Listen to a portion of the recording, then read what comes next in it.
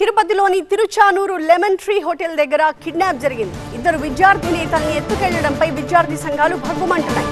తిరుపతిలో మోహన్ బాబు యూనివర్సిటీ ఫీజుల దోపిడీపై ఎస్ఎఫ్ఐ నేతలు ఆందోళనకు దిగారు. కలెక్టరేట్ ముట్టడికి వెళుతూ ఉండగా ఇద్దరు విద్యార్థి నేతల్ని కిడ్నాప్ చేశారు. ఎస్ఎఫ్ఐ నేతలు అక్బర్, వినోద్ ని బౌన్సర్లు బలవంతంగా కారులో ఎత్తుకెళ్లిపోయారు. 3 పోలీస్ బృందాలు రంగంలోకి దిగాయి. మోహన్ బాబు యూనివర్సిటీ వరకు పోలీస్ చేసింగ్ జరిగింది. నాగయ్య గారిపల్లి, రామిరెడ్డిపల్లి మీదుగా కిడ్నాపర్లు పరారయ్యారు. చివరికి నారావారిపల్లి దగ్గర ఉన్న మోహన్ బాబు ఫామ్ హౌస్ లో నిందితులతో పాటుగా కిడ్నాప్ కి గురైన విద్యార్థి సంఘం నేతలను కూడా పోలీసులు గుర్తించారు.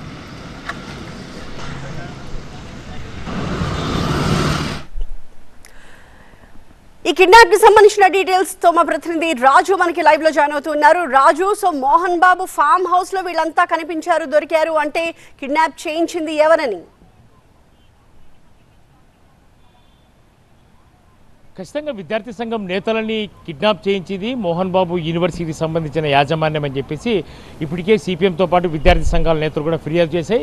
పోలీసులు కూడా గుర్తించారు. ఇప్పటికే ఎవరైతే మోహన్ బాబు యూనివర్సిటీకి సంబంధించిన సిబ్బందిని, అట్లాగే బౌన్సర్స్ని, ఎవరైతే కిడ్నాప్కు గురైన విద్యార్థులను కూడా ఇప్పటికే గుర్తించారు. కాబట్టి వాళ్ళందరినీ మరి కాసేపట్లో తిరుచానూరు పోలీస్ స్టేషన్ దగ్గరికి తీసుకొచ్చే ప్రయత్నం అయితే పోలీసులు చేస్తున్న పరిస్థితి. అయితే కిడ్నాప్కు ప్రధాన కారణము మోహన్ బాబు యూనివర్సిటీలో అధిక ఫీజులు వసూలు చేస్తున్నారని చెప్పేసి ఇప్పటికే కోర్టులో కేసు నడుస్తోంది. అయితే 27 కోట్ల రూపాయలు అధికంగా విద్యార్థుల నుంచి ఫీజులు వసూలు చేశారు. కాబట్టి తిరిగి చెల్లించాలని చెప్పేసి హైయర్ ఎడ్యుకేషన్ కమిషన్ కూడా నివేదిక ఇచ్చింది. ఈ నేపథ్యంలోనే ప్రభుత్వం కూడా చర్యలు తీసుకుంది.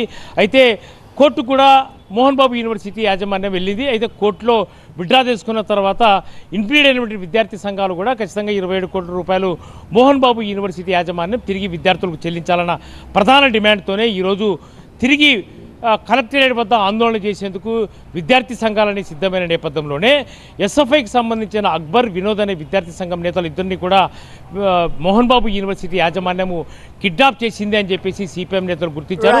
ఈ నేపథ్యంలోనే తిరుచానూరు పోలీసులకు ఫిర్యాదు చేశారు. ఆ తర్వాత వెంటనే ఎస్పీకు ఫిర్యాదు చేయడంతో ఎస్పీ అలర్ట్ అయిన వెంటనే చేజ్ చేసి ఎవరైతే కిడ్నాపర్లుగా ఉన్నారో వాళ్ళని పట్టుకున్నారో, అట్లాగే కిడ్నాప్ గురైన విద్యార్థి సంఘం నేతలను కూడా అదుపులోకి తీసుకున్నారు. కాబట్టి వీళ్ళందరినీ మరి కాసేపట్లో తిరుచానూరు పోలీస్ స్టేషన్ దగ్గరికి తీసుకొచ్చే అవకాశం ఉంది. అయితే మోహన్ బాబు యూనివర్సిటీ యాజమాన్యం కూడా ఖచ్చితంగా కేసు నమోదు చేసే అవకాశం ఉన్నట్టుగా మనకు పోలీసు వర్గాల నుంచి స్పష్టమవుతోంది.